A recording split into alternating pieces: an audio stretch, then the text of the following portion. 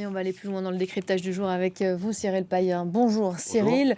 Double regard aujourd'hui, je le disais, sur le Proche-Orient et ses événements peut-être pour commencer. Cette nouvelle frappe israélienne sur un camp d'évacués gazaouis est non seulement sanglante, mais elle suscite une fois encore beaucoup de controverses. Oui, encore ces images stupéfiantes, sidérantes. On voit ce cratère de 9 mètres de profondeur dans le camp d'Al-Mawassi. Le camp d'Al-Mawassi, c'est un camp de réfugiés. Je rappelle que les réfugiés internes, les déplacés donc gazaouis, le sont sous injonction de l'armée israélienne qui leur demande de se déplacer. La plupart de ce million de Gazaouis qui habitent dans ce sanctuaire, dans des tentes qui se touchent, parfois avec une densité humaine extrêmement importante, ce sont des réfugiés de Gaza City du Nord qui ont été déplacés de nombreuses fois, mais qui ont été initialement déplacés au début de l'offensive israélienne. Je viens de m'en retenir avec le chef de la sécurité d'une grande organisation internationale que je connais depuis de nombreuses années, qui a fait de nombreux conflits.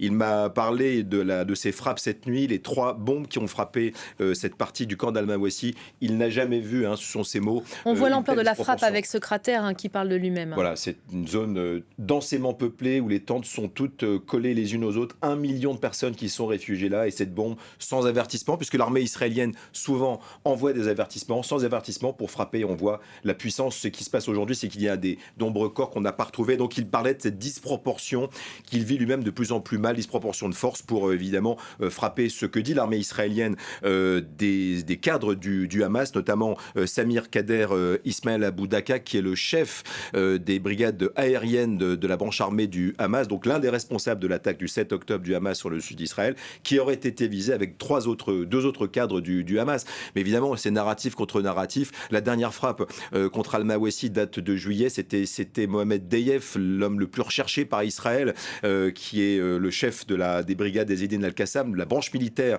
du Hamas, qui a été supposément tué. C'est un homme dont on a peu d'informations. On ne sait pas encore s'il est vivant. Il y avait eu 90 morts au même endroit déjà en juillet et quelques jours après 16 morts sur une bombe dans cet endroit. Donc on voit la disproportion, le martyre que vivent ces habitants.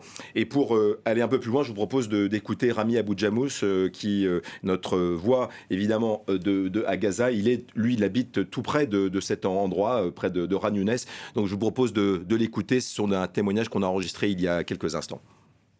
C'est le sud-ouest de la ville de Khan Younes, juste à côté de l'hôpital de campagne britannique. Justement, l'hôpital a été installé là parce que c'est considéré toujours comme une zone sécuritaire et humanitaire. Cette frappe-là, il y avait à peu près 3 grandes bombes parce qu'on trouve sur place 3 cratères, grands cratères sur le terrain. Ce sol, c'est un sol sableux et c'est pour ça qu'il y a plusieurs familles qui ont été enterrées. Les tentes, ils étaient enterrés et jusqu'à présent, on parle de beaucoup plus de 40 victimes et des dizaines de blessés. Malheureusement, les secours ils sont toujours en place parce que c'était déjà la nuit, il n'y a pas de lumière, il n'y a pas de matériel suffisant pour secourir les gens et surtout sur cet endroit-là, on ne peut pas entrer en voiture avec les véhicules des ambulances ou de la défense civile. Et c'est pour ça, ça continue jusqu'à présent.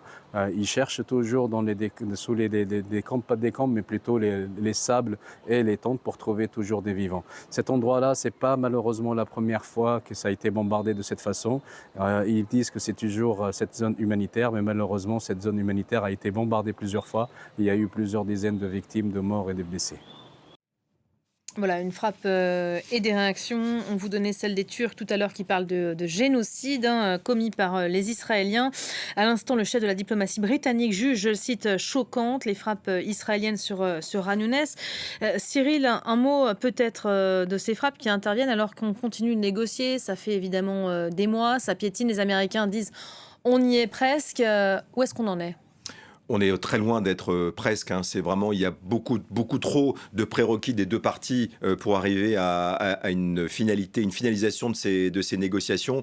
Je rappelle que la dernière trêve, le dernier cessez-le-feu a eu lieu en novembre dernier avec la libération de quelques otages et surtout il y a un cessez-le-feu d'une seule semaine. Donc c'est extrêmement compliqué sur le terrain et effectivement il y avait une grosse pression américaine américaine pour arriver à cette trêve. Je rappelle que la poliomyélite est revenue à Gaza. Donc il y avait vraiment une injonction très importante de la part de la communauté internationale pour au moins obtenir une trêve, une pause humanitaire pour tenter de vacciner. Cette grande campagne de vaccination qui va toucher quand même 600 000 enfants à Gaza a lieu tout de même sous les bombardements. Mais sur le plan des négociations, on est vraiment au point mort, puisque la position de Benyamin Netanyahou du côté israélien est absolument irréconciliable avec celle du chef qui se cache, Yahya Sinwar, le chef du Hamas, qui se cache dans des tunnels, et il n'y a plus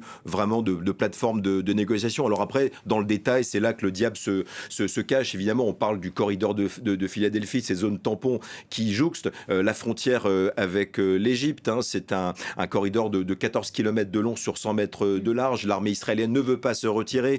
Le Hamas, pour lui, c'est un prérequis. Cela envenime aussi les relations avec l'Égypte, qui, en vertu des accords de paix de 1979, ne devait pas voir de présence israélienne sur le territoire. Mais ce n'est pas que ça. On parle beaucoup du corridor de Philadelphie. Il y a aussi le corridor de Netzarim qui, lui, sépare au milieu de la bande de Gaza, sud et nord de Gaza.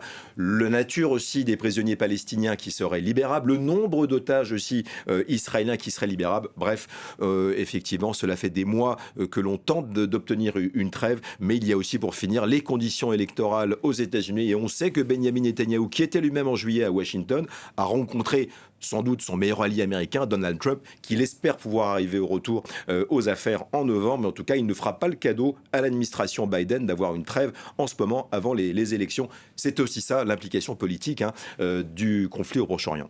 Alors, on parle des élections américaines, ces jours de débat, on va en parler dans quelques instants ici sur France 24. Est-ce que les Palestiniens vont suivre cette séquence? Est-ce qu'ils ont des attentes?